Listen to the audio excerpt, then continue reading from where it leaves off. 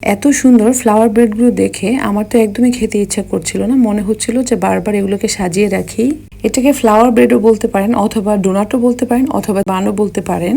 আমার বেবির মাথার হেয়ার ব্যান্ড থেকে ইন্সপায়ার্ড হয়ে আমি এই ফ্লাওয়ার ব্রেডগুলো বানিয়েছি। এই ফ্লাওয়ার ব্রেডগুলো কিন্তু মাশাআল্লাহ দেখুন খুবই নরম তুলতুলে। বাসায় মেহমান আসলে যদি আপনি এগুলো বানিয়ে খাওয়ান, অথবা যদি আপনার বাচ্চাকে আপনি এগুলো বানিয়ে দেন, তাহলে বাচ্চারা অনেক বেশি পছন্দ করবে আর মেহমানের কাছ থেকে আপনি অনেক প্রশংসা পাবেন। আসসালামু আলাইকুম everyone, welcome to purple cooking and craft. তো চলুন আমরা মূল রেসিপি দেখে আসি।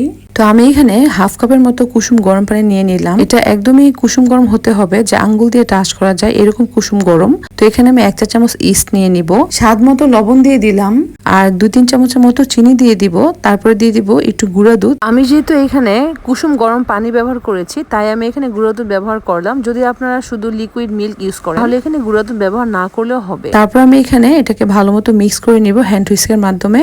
এখন আমি এখানে ময়দা দিয়ে দিব, তবে আপনারা চাইলে এখানে আটা ব্যবহার করতে পারেন। আমি এখানে 2 কাপের মতো ময়দা ব্যবহার করেছি। ময়দাটা আমি একটা চালনির মাধ্যমে সামান্য একটু ছেঁকে নিলাম।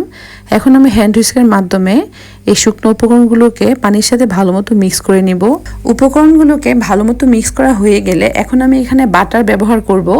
আমি এখানে প্রায় 3 টেবিল চামচের মতো বাটার দিয়ে দিলাম। তবে আপনারা চাইলে এখানে তেলও ব্যবহার করতে পারেন, কিন্তু বাটার ব্যবহার করলে সুন্দর একটা স্মেল আসবে। তারপর এই মিশ্রণটাকে হাত দিয়ে ভালো মতো মথে নিব, যতক্ষণ পর্যন্ত একটা সফট ডতে পরিণত না হয়। অনেকে বলে থাকেন যে ইস্ট দিয়ে তাদের ময়দাটা ফুলতে চায় না। অনেক সময় আমি এরকম প্রশ্ন পাই। তো আসলে এখানে কুসুম গরম পানি ব্যবহার করতে হবে, ইস্টের পরিমাণটা ঠিক রাখতে হবে এবং চিনির পরিমাণটা ঠিক রাখতে হবে। এই কাজটা ঠিক মতো করতে পারলে তখনই আটা বা ময়দার ডোটা ভালো মতো ফুলে উঠবে। আর ইস্টটাকে কিন্তু অবশ্যই ডিপ ফ্রিজে সংরক্ষণ করতে হবে। একটা ইস্ট কিন্তু অনেক বছর পর্যন্ত ভালো থাকতে পারে। তো আমার এই ময়দার ডোটা ভালো মতো মথা হয়ে গেলে এখন উপরে আমি সামান্য তেল ব্রাশ করে দিব। এখন আমি এটাকে গরম কোনো চুলার পাশে অথবা গরম ওভেনের মধ্যে রেখে দিব 40 থেকে 45 মিনিটের জন্য, অথবা 1 ঘন্টার জন্য। তো 1 ঘন্টা পরে মোটামুটি দেখতেই পাচ্ছেন এটা ফুলে দ্বিগুণেরও বেশি হয়ে গিয়েছে মাশাআল্লাহ। মানে আমার ইস্টটা ভালো মতো ফুলেছে। এখন আমি ঢাকনা খুলে এটা ভিতর থেকে বাতাসটা বের করে নিচ্ছি এবং হাত দিয়ে মথে নিচ্ছি। যেহেতু আমি এখানে ফ্লাওয়ার ব্রেড তৈরি করব, বাচ্চার মাথার হেয়ার ক্লিপটা একটু ব্লু কালার ছিল, তো আমি এখানে সামান্য ব্লু ফুড কালার ইউজ করেছি। আপনারা যদি কোনো ব্রেডের মধ্যে কালার করতে চান, তাহলে চেষ্টা করবেন পানির সাথে যখন ইস্ট বা চিনিটা মিক্স করবেন তখনই ফুড কালার দিয়ে দেওয়ার জন্য, তাহলে খুব ভালো মতো মিক্স হয়ে যাবে। আর যদি পরবর্তীতে ময়দার সাথে বা ডোয়ের সাথে ব্যবহার করতে চান, তখন সেটা ভালো মতো মিক্স হতে চায় না এবং সেই সময় কালারটা অনেক বেশি লাগে। তো আমার কালার মিক্স করা হয়ে গেলে আমি এগুলো থেকে অনেকগুলি ছোট ছোট লেচি কেটে নিলাম। এখন আমি 5টা লেচি একসাথে নিয়ে ফুলের মতো শেপ দিয়েছি। আমি অল্প একটু ডো রেখেছিলাম, ওইটাতে আমি কোনো কালার ব্যবহার করিনি, নর্মাল ডোয়ের যে কালারটা থাকে সেটাই রেখেছিলাম। ওইটা দিয়ে আমি ফুলের মাঝখানে একটু কলির মতো করে বানিয়ে নিলাম। এটা বানানো একদমই সহজ, যে কেউ একবার চেষ্টা করলেই পারবে। তো মাশাআল্লাহ আমার এখানে বেশ কয়েকটা ফুল বানানো হয়ে গেল। এখন এগুলাকে আমি 15 মিনিটের জন্য একটু রেস্টে রেখে দিব, তাহলে এগুলা ফুলে যাবে বা ফুলে দ্বিগুণ হয়ে যাবে। এখন চাইলে আপনি এখানে উপরে সাদা তিলও দিতে পারেন, অথবা চাইলে ডিমের কুসুমও ব্রাশ করতে পারেন যদি আপনি এটাকে বেক করেন। তো আমি এটা তেলে ভেজে নিয়েছি। তেলটা কিন্তু কুসুম গরম করে তারপরে এই ব্রেডগুলো এক একটা করে দিয়ে দিতে হবে। এখানে কিন্তু খুব বেশি গরম করলে ব্রেডটা পুড়ে যাওয়ার সম্ভাবনা থাকে।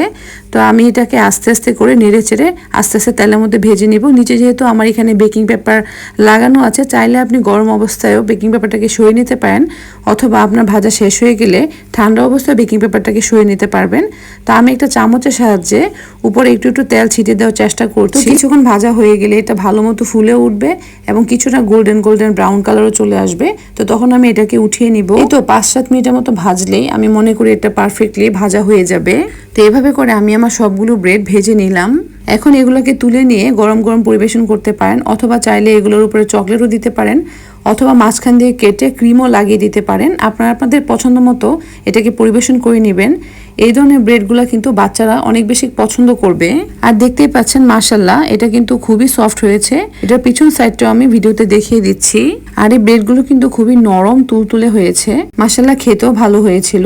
বাসায় আপনারা এটা চেষ্টা করে দেখতে পারেন। এটা দেখতে যেমন সুন্দর আকর্ষণীয়, খেতেও তেমনি অনেক মজাদার। বাচ্চাদের মাথার হেয়ার ক্লিপ দিয়ে ফ্লাওয়ার ব্রেড বানানোর আইডিয়াটা আপনাদের কাছে কেমন লেগেছে অবশ্যই কমেন্টস করে জানাতে ভুলবেন না। আশা করি আমার এই ভিডিওটা আজকে আপনাদের ভালো লাগবে। যদি ভালো লাগে আমার ফেসবুক পেজটাকে একটা ফলো দিয়ে রাখবেন, আমার ইউটিউব চ্যানেলটাকে একটু সাবস্ক্রাইব করে দিবেন, বেল আইকন প্রেস করে রাখবেন, যাতে পরবর্তীতে আমি কোনো ভিডিও দিলে আপনারা খুব সহজে নোটিফিকেশনে পেয়ে যান। ভালো থাকবেন সবাই, সবার জন্য দোয়া করবেন। আল্লাহ হাফেজ।